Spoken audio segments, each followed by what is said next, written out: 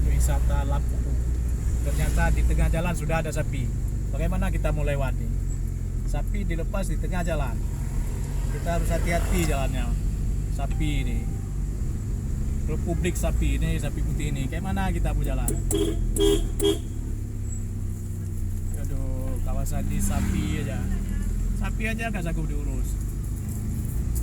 Aduh, pemerintah, dinas peternakan, dokter hewan, apa kerja kalian? Sapi aja nggak kalian urus. Apa nggak ada kandang, nggak bisa bikin pandang sapi?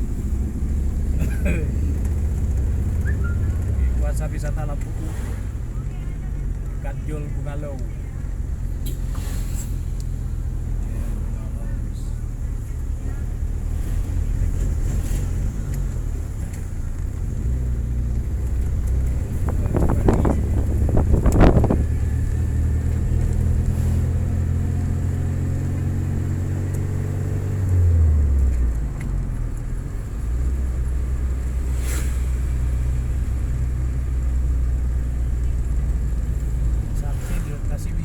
Wisatawan pakai bis kemarin ya.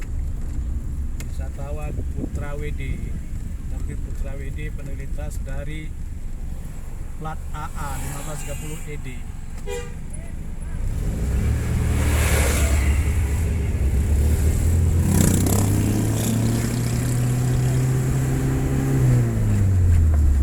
Kawasan wisata Pantai Lampu.